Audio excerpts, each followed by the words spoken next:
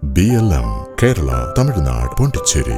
കനത്ത തോൽവിക്ക് പിന്നാലെ CPM നേതൃത്വത്തിനെതിരെ പാർട്ടി കമ്മിറ്റികളിൽ രൂക്ഷ വിമർശനം. CPM സംസ്ഥാന സെക്രട്ടറി MV ഗോവിന്ദൻ തികഞ്ഞ പരാജയമാണെന്ന് തിരുവനന്തപുരം ജില്ലാ സെക്രട്ടേറിയറ്റിൽ ഉയർന്ന വിമർശനം.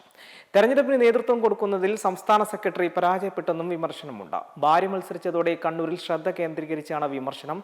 തിരുവനന്തപുരത്തെ ജില്ലാ നേതൃത്വത്തിനെതിരെയും വിമർശനം ഉയർന്നിട്ടുണ്ട്.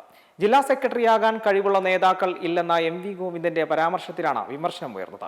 MV ഗോവിന്ദൻ എന്നാണ് പാർട്ടി പ്രവർത്തനം തുടങ്ങിയത് എന്ന് തനിക്കറിയാമെന്നായിരുന്നു ഒരു പ്രതിനിധിയുടെ മറുപടി. തങ്ങൾ യോഗ്യരല്ല എന്ന് MV ഗോവിന്ദൻ എങ്ങനെ പറയുമെന്നും വിമർശനം ഉയർന്നു.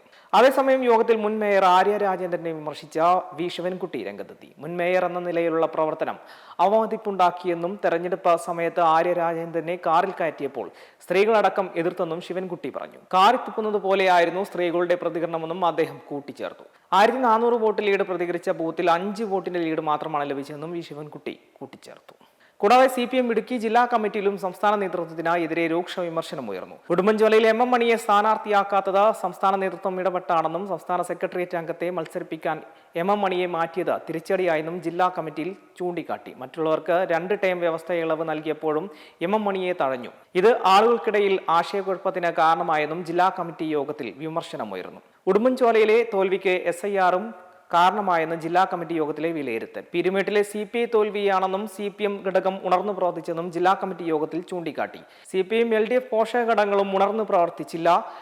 എതിർ സ്ഥാനാർത്ഥിയുടെ കുറവുകളും കഴിവുകളും ജനങ്ങളിലുള്ള സ്വാധീനവും വിലയിരുത്താൻ LDF-നായില്ല. ഇത് തോൽവിയുടെ ആക്കം കൂട്ടി.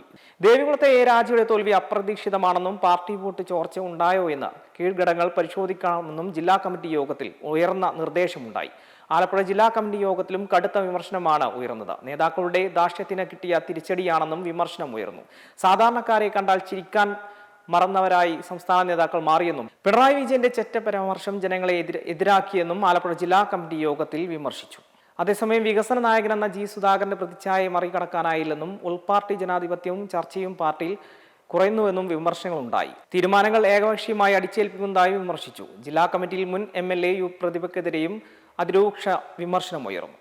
BLM കേരള തമിഴ്നാട് പോണ്ടിച്ചേരി.